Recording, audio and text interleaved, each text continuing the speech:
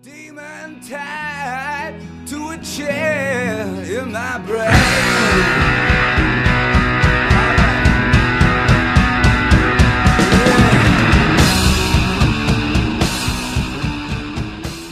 Hello and welcome to another edition of the Enigmatic Monster Project Podcast. I'm John the Krushek. With me as always is my co-host Jake. Hello. Alright, for this week we don't have a lot of Enigmatic Monster news because we're on a break for the month of May. And we will resume work in June. Yes. On the next edition of Enigmatic Monster, I will hopefully have my computer back. I have an update on that. On my computer situation. They can't fix it. The hard drive is too messed up for them to fix here. And there's nowhere in town that it can be fixed because no one has a static free room. So I would have to mail it to the company that made it, or a company that just does that kind of repair work with the static free room to get the data back. But they will install a new hard drive and OS, like OS Lion, onto said new hard drive into my computer for around $130. That's divided, like it's like 50 for labor and I think 90 something for the software and the hardware. Okay. So well, that's not too bad, but still, I mean, you really want to get those files. Oh yeah, I will eventually get those files back, but it's not too bad, and I can probably reinstall the Adobe programs.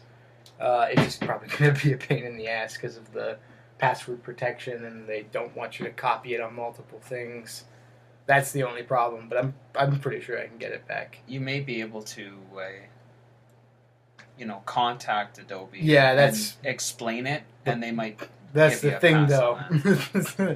Like I remember registering it with Adobe took like a week just to get a response. I know it takes a while. Yeah. Yeah, they are not the quickest.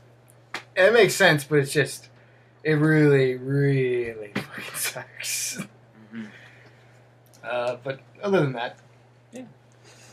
Well, I have something I'd like to share. I recently purchased a new book. I'm always going on with books. This one's called The Resurrectionist by E.B. Hudspeth. Well, you do that. I'm going to grab something else. It's a very macabre, grisly account of a doctor. It's a pseudo-biography. A doctor by the name of Spencer Black.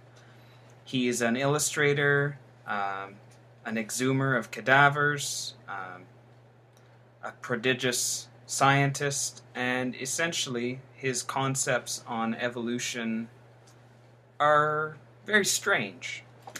He believes that mythological creatures were in fact real, and that they are all ancestors or offshoots of the human form because of mutation. He figured that mutation itself cannot happen unless it had a reason or a previous incarnation sometime in the past. And the illustrations in the book are fantastic. Yeah, they're very well done. Almost like a medical journal when it comes to the skeletal and musculature drawings. Yeah. We've got all sorts of strange and exotic creatures. We've got... they have that old textbook color, that tan. Yeah. And with the like cross-hatching, shading and stuff. It looks great. It's fantastic. Yeah. And I figured it would be such a good fit with us at Enigmatic Monster. That will come in handy somehow. When someone needs to describe how a wing works or something. Mm-hmm. Or even get an idea for a creature to include in a story. The more realistic, the better. I'm a little skeptic on the fact that Ganesha is in there. Considering that's in a religion. Like, that's a god. I don't know. I think he crossed the line on that one a bit. Maybe. It is a deity, but... It is a very cool illustration. It's really great. I don't know how many people who are like Hindu would be happy about Ganesha being in there. I'm pretty sure that's not right to do that, but whatever. To each their own, I guess. That's pretty great. So it looks cool. It looks really cool. Where'd you get that? I purchased that online, Chapters Right on. Indigo. I picked it up at Kohl's just 2 days ago. Right on. That's great. Yeah. I think I actually saw it at Kohl's. I think they have copies in store. Probably. Because I was there about 2 weeks ago. No, I saw it online and there was a sale on it. I saved, I think, $15 or something like that. Yeah, So I have- figured it was they got worth a lot it. of And good free deals. shipping, because Yeah. if you ship to store, it doesn't cost anything. Yeah, it's good stuff. I also have a book. I bought an unofficial biography of Andre the Giant, which is done in graphic novel form and comic form by Box Brown, who is a cartoonist. I believe he's pretty famous. Yeah, he's done a lot of things. And he did.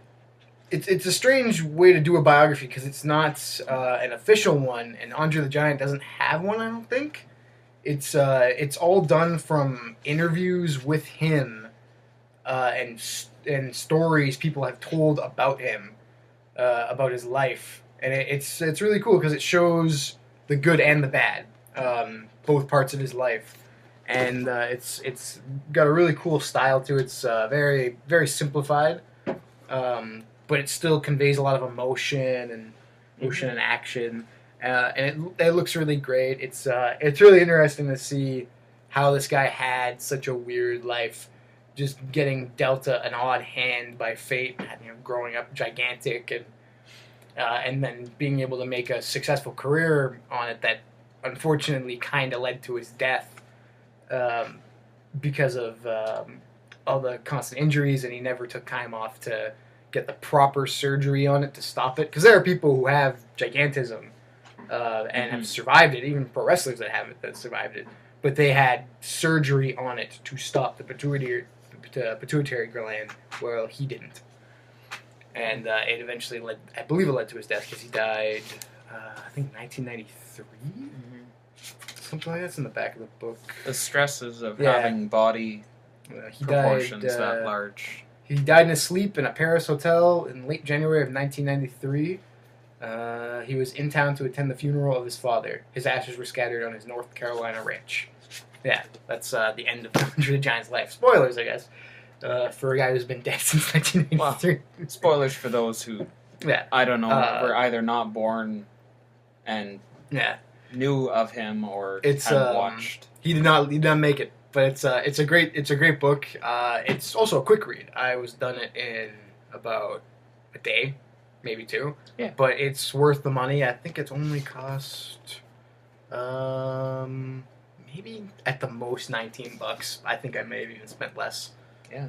And the funny thing is they had just got it in, and I bought it. Cool. I bought the one copy they had on display. Nice. So yeah. That must have been a really good feeling. Oh yeah, Just- the lady's like, "Oh, I just put this up." I'm like, "Well, I'm buying it. Put up more, maybe more other people will buy it." Nice. But yeah, there's not much to talk about in the Enigmatic Monster No. podcast. I think it's just because it's the break. There's not a lot going on. it's just it's been relaxing. Weather's been great the past 2 days. Yeah.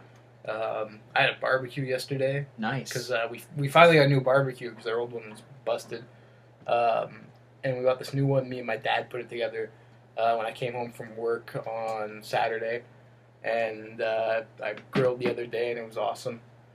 It was a nice meal, and we're going to do it today. I believe with some steaks if we have enough gas left. I think we got a new tank, but I'm not 100% sure. And also, this barbecue has the worst, least safe design for a tank I've ever seen. And I'm not an Really? expert on barbecue design, but the tank is held in place by a bar on the bottom with little grooves so that the little circular ridge on the bottom of the tank fits in it. And then there's the hose that connects it to the barbecue, but to keep it from moving around, there is just a thin metal half ring that holds the barbecue in place. But it doesn't. Because it's only on one side, so if you have to move it, the thing moves around. And it's not, I don't care what anyone says, it's not safe to have a gas tank rest Especially on the propane. cord. Yeah. I moved it from my shed to the sort of concrete little patio area in my backyard, and the whole time, like, if this thing falls, I'm running. I don't care if I don't hear a hissing sound or not. I'm dropping everything, and I'm running to the front yard so I don't die in a horrible explosion of fucking gasoline and shrapnel. That's minimalism taken to the extreme. It is, like, it's just... There's some things you don't go minimalist on. It's not safe. It's the least safe thing. And me and my dad were like, did we put this together wrong? And we're looking at the diagrams. We're like, no. We used all the parts in the right way, and we followed the... Like, this isn't safe. Like, it'd be safer if there was no metal ring and we just put 2 bricks on each side. Like, it's the stupidest thing in the world. I'm like, who thought this was a good idea? Who didn't pay someone to finish their design job? Just the worst. Clients from hell. There is probably a post on this somewhere. Like, I have a length of chain that I think I'm going to, like, loop under a gas tank and then get, like, a padlock and just lock it in place. Because it's not safe. No.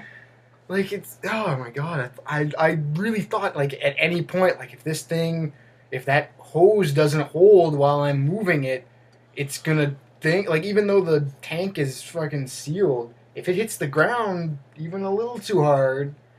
It could just burst.